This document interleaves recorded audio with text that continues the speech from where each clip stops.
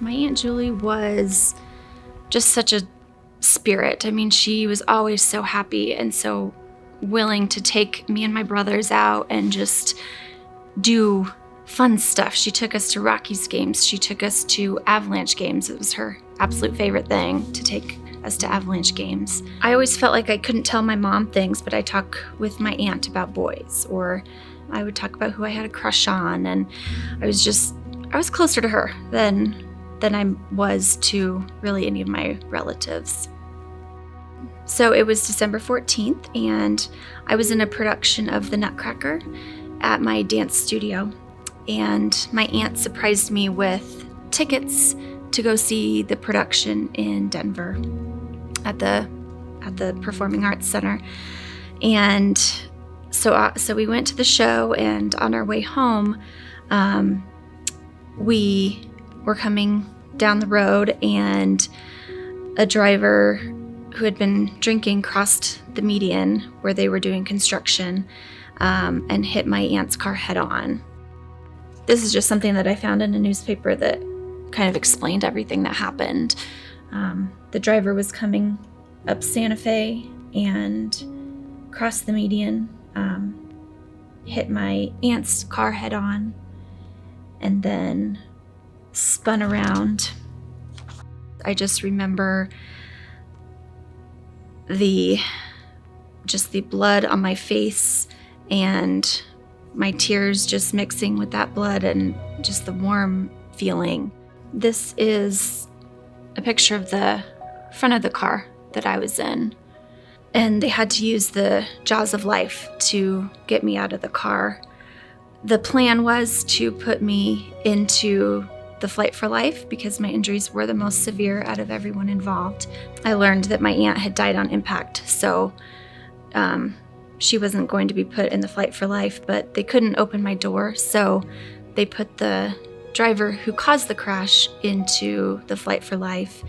Upon liftoff, something happened, and it got caught in the power lines, and it crashed, and everybody on board died.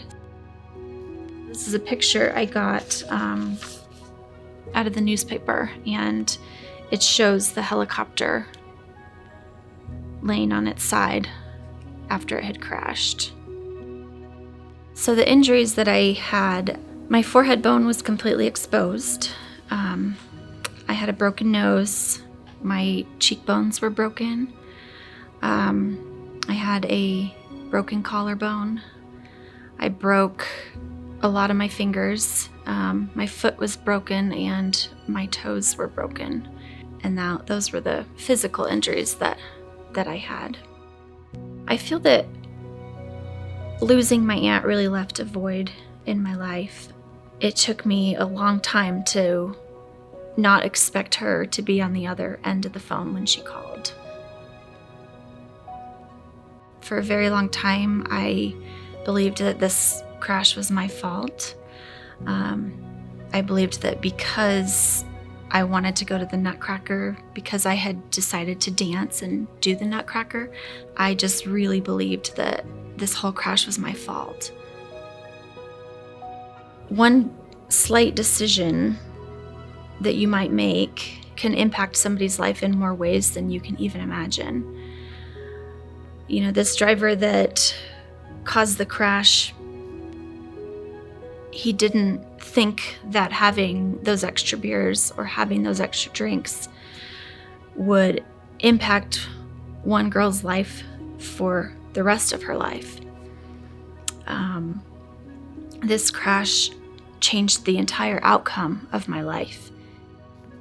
You know, these days there's Uber, there's Lyft, there are so many choices that are all over the city. I mean, you can call a friend.